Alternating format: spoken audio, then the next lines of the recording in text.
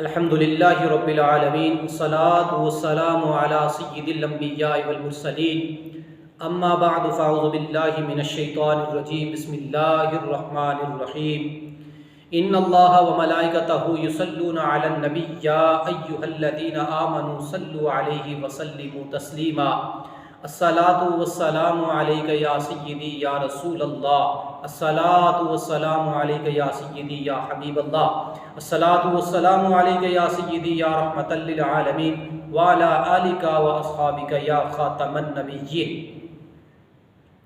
اللہ تبارک و تعالیٰ کی حمد و ثنا حضور نبی اکرم صلی اللہ علیہ وسلم کی پاک بارگاہ میں نذرانہ درود و سلام پیش کرنے کے بعد نہایتی واجب الاحترام سامعین کرام السلام علیکم ورحمۃ اللہ تعالی وبرکاتہ۔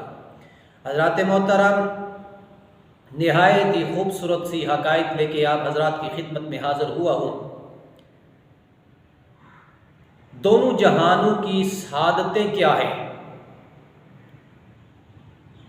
تو حضرت شیخ سعدی رحمۃ اللہ تعالی علیہ بیان کرتے ہیں کہ قسطنطنیہ کے ساحل پر ایک ایسا نوجوان آیا کہ اس کی پیشانی نور سے چمک رہی تھی، اور لوگوں نے اس نوجوان کے حسن و اخلاق دیکھ کر جب اس نوجوان کو حسن و اخلاق والا پایا تو لوگوں نے اس نوجوان کو نہایت عزت و احترام کے ساتھ نزدیکی مسجد میں لے گئے۔ تو امام صاحب نے جب اس نوجوان کو دیکھا تو اس نوجوان کے حسن و اخلاق سے امام صاحب بھی متاثر ہوئے۔ تو امام صاحب نے اس کے کھانے پینے کا انتظام کیا اور اس کے رہنے کے لیے مسجد سے ملحقہ ایک حجرہ بھی دیا اس نوجوان کو۔ تو ایک دن امام صاحب نے اس نوجوان سے کہا، امام صاحب کہنے لگے کہ جوان صاحبزادے، تم کوئی خاص کام تو کرتے نہیں ہو، تو کیوں نہ کہ آپ مسجد کی صفائی ہی کر لیا کرو، اور یہ جو کوڑا کرکٹ جو ہے اس کو اٹھا کر باہر پھینک دیا کرو۔ تو امام صاحب کی اس بات کو سننے کے بعد وہ نوجوان مسجد سے ایسے غائب ہوا کہ دوبارہ کبھی وہ مسجد میں نظر نہیں آیا، ایسے غائب ہو گیا۔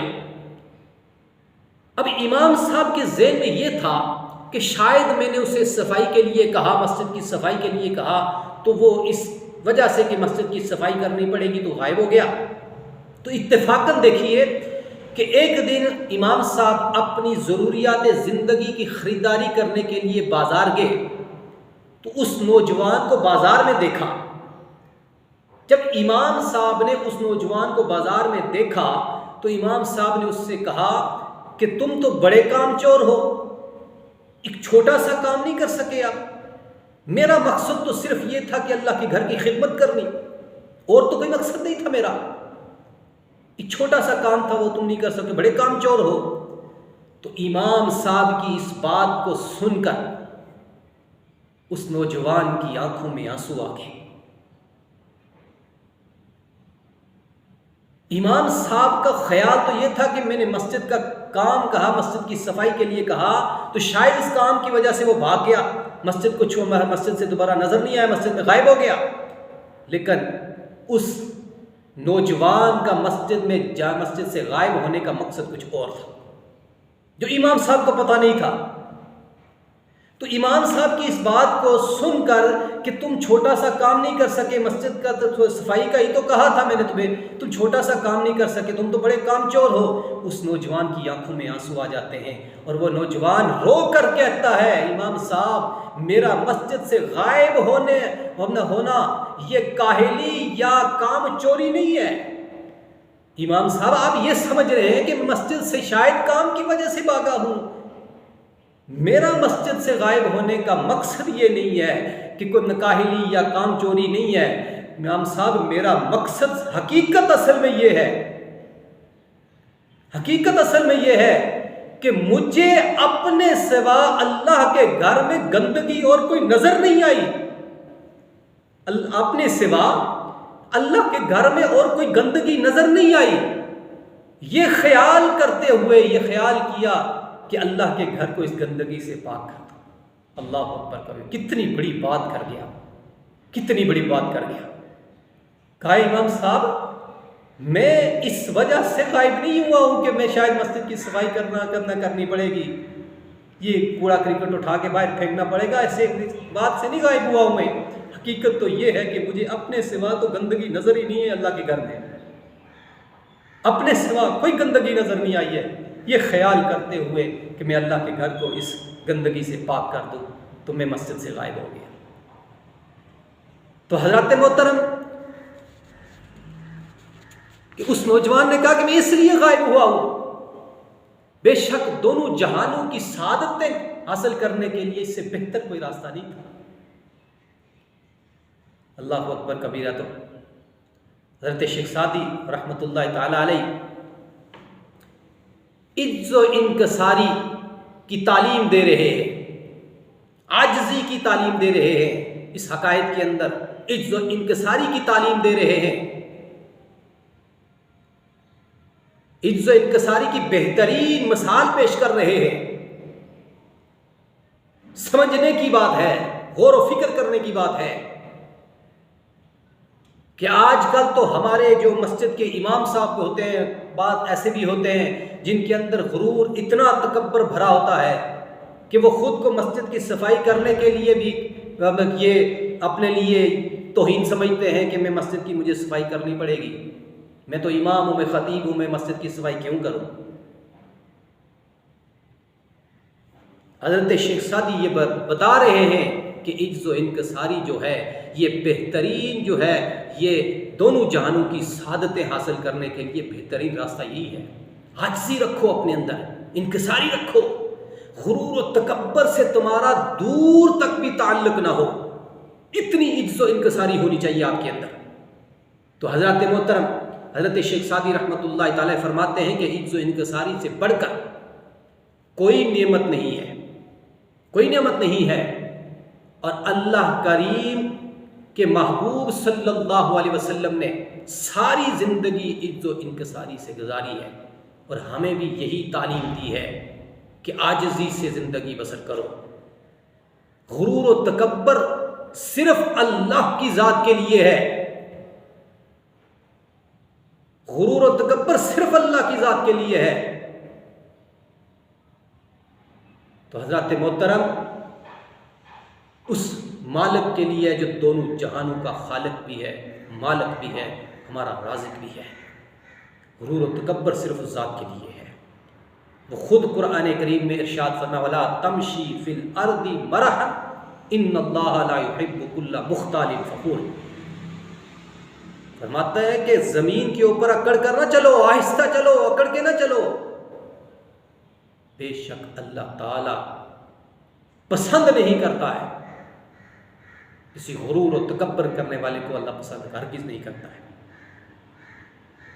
تو حضرات محترم اللہ کی بارگاہ میں یہ دعا ہے کہ خالق کائنات ہمیں عجز و انکساری کے ساتھ زندگی کو بسر کرنے کی توفیق عطا فرمائے.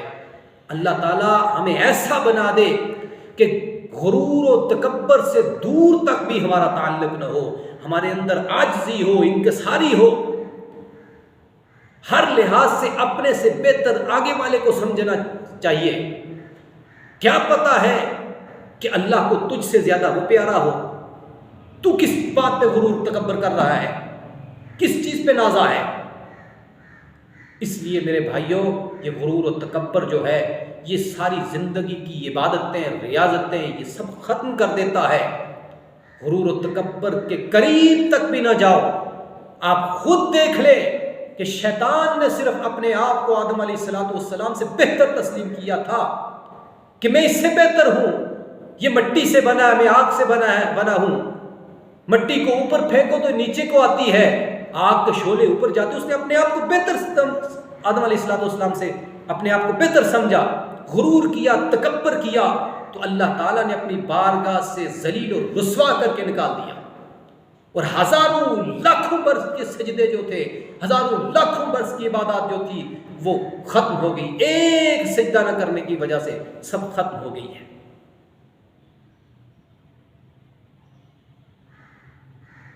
وہ ایک سجدہ سے تو گراں سمجھتا ہے، ہزار سجدوں سے دیتا ہے آدمی کو نجات۔ عاجزی انکساری کے ساتھ جب اس اللہ کی بارگاہ میں جھکیں گے، عاجزی کے ساتھ جھکیں گے کہ مالک تو ہمارا خالق بھی ہے، ہمارا رازق بھی ہے، ہمارا مالک بھی تو ہے، غرور و تکبر صرف تیری ذات کے لیے ہے، یا اللہ ہم عاجزی کے ساتھ انکساری کے ساتھ تیری بارگاہ میں حاضر ہیں۔ اللہ کی رحمتیں نازل ہوتی ہے بندے کے اوپر۔ اولیاء کرام نے اتنا بڑا مقام حاصل کیا تو کس لیے کیا؟ اس وجہ سے کیا کہ ان کے اندر عاجزی تھی، انکساری تھی، ساری زندگی عجز و انکساری کے ساتھ گزاری ہے۔ اللہ کے وہ بندے ہیں جنہوں نے عاجزی کے ساتھ زندگی گزاری ہے، انہی بندوں کے بارے میں کوئی شاعر نے کیا خوب کہا ہے کہ راتیں زاری کر کر روندے، نیند اکھاں تھی دھوندے، فجری او گنہار سندادے، سب تھو نیوے ہوندے۔ کہ ساری ساری رات جو ہے وہ اللہ کی یاد میں گزار دیتے ہیں، ساری رات اللہ کی یاد میں روتے رہتے ہیں۔ کبھی ان کی جو راتیں ہیں وہ رکوع میں گزر جاتی ہیں، کبھی قیام میں گزر جاتی ہے، کبھی سجدے میں گزر جاتی ہیں، لیکن صبح کو جب اٹھتے ہیں تو سب سے اپنے آپ کو کم تر سمجھتے ہیں۔ ان کے دل میں غرور تکبر نہیں ہوتا کہ ہم نے ساری رات اللہ کی یاد میں گزاری ہے۔ نہ نہ نہ نہ، عجز و انکساری ان کے اندر کوٹ کوٹ کر بھری ہوتی ہے، عاجزی کے ساتھ عاجزی ہوتی ہے، انکساری ہوتی ہے۔ اس لیے میرے بھائی غور کر، غور و فکر کر، شیطان کو سامنے رکھ کہ ہزاروں لاکھوں برس اس نے عبادت کی ہے، اللہ کے سجدے کیے ہیں، لیکن غرور و تکبر کی وجہ سے سارے ختم ہو گئے ہیں۔ تو پھر غور کر، اگر تو 2-4 سال اگر تو نمازیں پڑھ کر، اللہ کی عبادت کر کر اگر تیرے اندر غرور آ گیا کہ میں بڑا متقی ہو گیا، میں بڑا نمازی ہوں، تو میرے بھائی سوچ ذرا تیرا کیا بنے گا؟ انسان سوچ کیا بنے گا تیرا؟ ایک طرف ہزاروں لاکھوں برس کی عبادت غرور کی طرف وجہ سے ختم ہو جاتی ہے، تیری کیا عبادت ہے؟ اس لیے میرے بھائی اللہ تعالیٰ سے دعا کریں کہ خالق کائنات ہمیں عجز و انکساری کے ساتھ اپنی زندگی کو بسر کرنے کی توفیق عطا فرمائے، اور غرور و تکبر سے کوسوں دور رکھے، ہم قریب تک بھی نہ جائیں کہ غرور و تکبر کے۔ اللہ تعالیٰ ہمیں عمل کی توفیق عطا فرمائے۔